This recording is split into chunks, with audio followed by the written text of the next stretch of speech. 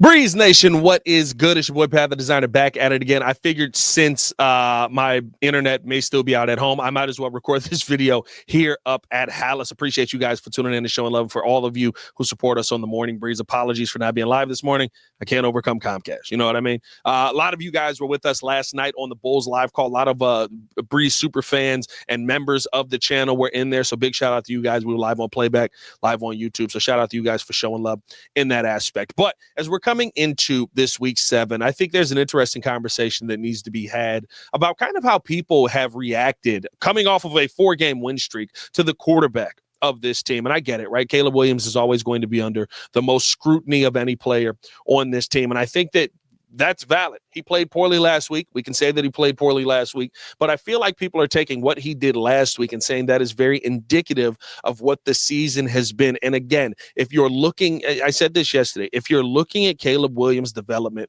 based on a game in, game out, every single play, is it perfect? Is it not? And I'm not going to say that everything has been perfect, but I think you're going to come to this conclusion that is very, slanted towards whatever your viewpoint is. And so for me, I wanted to go back and look at, okay, what is Caleb looks like for the entire season versus the reason we brought Ben Johnson here, what Jared Goff looks like for his first 6 games of the season. And you want to know what's very interesting when you look at some of these numbers? They're essentially the same dude. That's right. That dude that right now is completing 74% of his passes, has 15 touchdowns, 3 interceptions, a 116 quarterback rating, and 1,600 yards, who had already been to a Super Bowl. That guy that they brought over was essentially the exact same quarterback that Caleb Williams is right now, except Caleb is making these mistakes while going out there and winning. And remember, that first team, Amon-Ra St. Brown's on that team. DeAndre Swift, right here, who's on the team, was on that team. Jamal Williams, 20 touchdowns that year. He's on that team. Remember, they make a push late in the year. But to start the season, 1-5. Right now, Caleb Williams 4-2 when you take a look at that. Points per game right now. Caleb in this offense currently actually scoring more, 25.3 points per game. Back then, 24.3 points per game.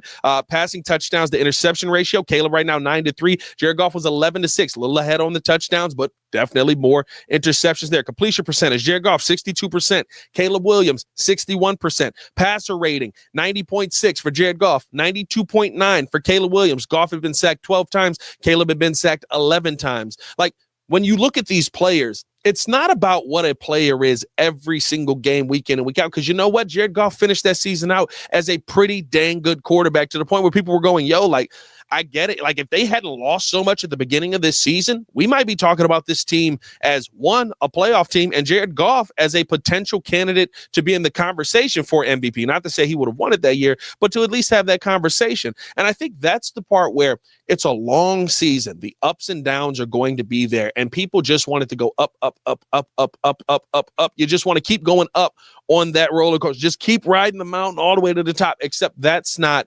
realistic to how this thing works. And for me, I think the real conversation that we need to be having is, from last season to this season, are you seeing a development in Caleb Williams? Now, coming off of last week to this week, right? Last season to this season, I think you can clearly say Caleb Williams is a better quarterback this year than he was last year. Last year, he was getting sacked on 30% of his dropbacks and his pressures. That goes to the offensive line being improved as well. But it also goes to Caleb Williams getting rid of the football at a better rate, time in and time out. I know when you look at the season totalities on the averages, he's still holding the football too long. I would agree with you on that. I think he needs to get rid of that football quicker. I think there's reads that he is missing, but it has not been every single game. And I think there are certain games that take those things higher, and there's certain games that take those things lower. Let's see where we're at by the end of this season. The decision-making has 110% been better for Caleb Williams, and I think he's starting to settle in to being a quarterback in the system that eventually can do exactly what Jared Goff did with a very good team. I just think that very, very much like Yurko said yesterday, right? I called him the cold water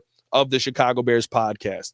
The reason that I call him the cold water of the Chicago Bears podcast is when you're a little bit too high and you're too on fire, he'll throw a little cold water on you. See, like, hey, let's bring it back down here. When you're a little bit too low, maybe you're sleeping. You need to wake up. Yo, let's throw some water on you. Let's get you up. Let's get you back up here. Like, the Bears team is probably going to fall somewhere in the middle. You're probably going to be a 9-8, 10-7 type of team. You got a lot of tough games left, but can you go 6-5 the rest of the way and get to that 10-7? I think there's a great opportunity for that. And in a division where right now the Minnesota Vikings are struggling, the Lions are the class of the division. I think there's a ton of people that have question marks on what the Packers are right now. I would say none of their last 4 or 5 games have been, oh my God, you're going out there and balling out. It just feels like you're still on this trajectory for your quarterback to be able to take that next step. And I think when you look from last week to this week, there's going to be a real opportunity there. Now, if Caleb Williams goes out versus Baltimore Ravens defense and he still looks a little bit concerning, hey, let's turn up the heat a little bit. But I'm not saying put it on a full flambe where we got flames coming out here,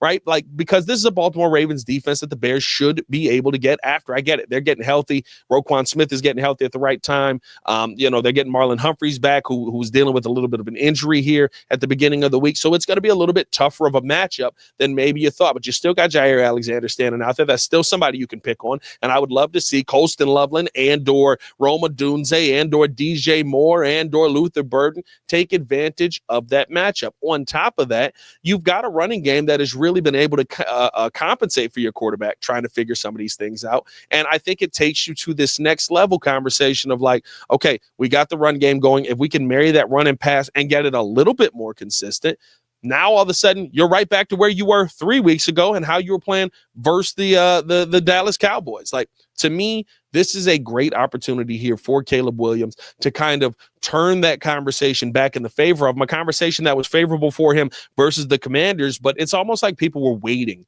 for that one opportunity to say, hey, I told you this wasn't it. This guy sucks. Right now, you're going through the same bumps and bruises that Detroit offense went through when they were 1-5.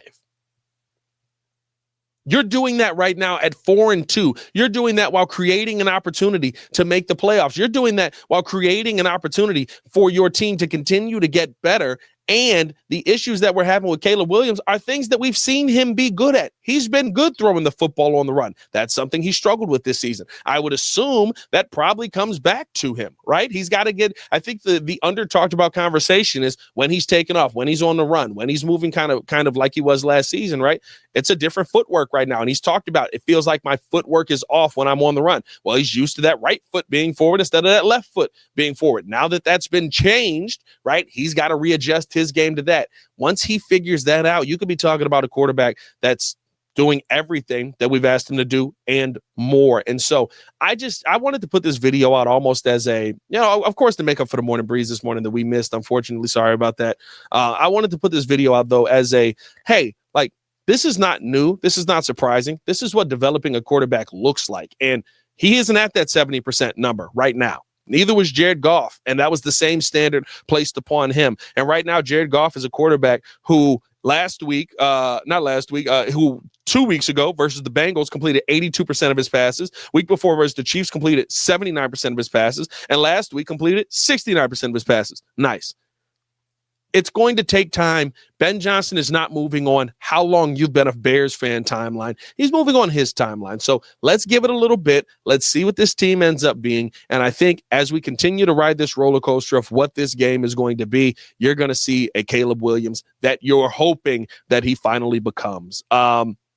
Outside of that, though, man, appreciate you guys for tuning in and showing love. We'll probably have more content coming you guys' way today as well. We will be dropping the Morning Breeze tomorrow because we'll be pre-recording it tonight down in the studio with me and the boys. So tap in with us on that tomorrow morning as well. And make sure that you're tuned in. If you're not a member of the Breeze Super Fans right now, join up on that membership. You can now do it right on your iPhones, man, because with that membership, we're going to be coming out with a bunch of stuff that's going to be behind or that's going to be special just for those Breeze super fans. We're already doing the Bulls live calls that way, and would love to have you guys come over there for more content with us. But hey, man, appreciate you guys for tuning in and showing love. As always, hit that like button, subscribe to the page, leave a 5-star review. Y'all know what to do. It's your boy Pat the Designer back at it again. Y'all stay safe out there, Chicago. Bear down. One love. Peace.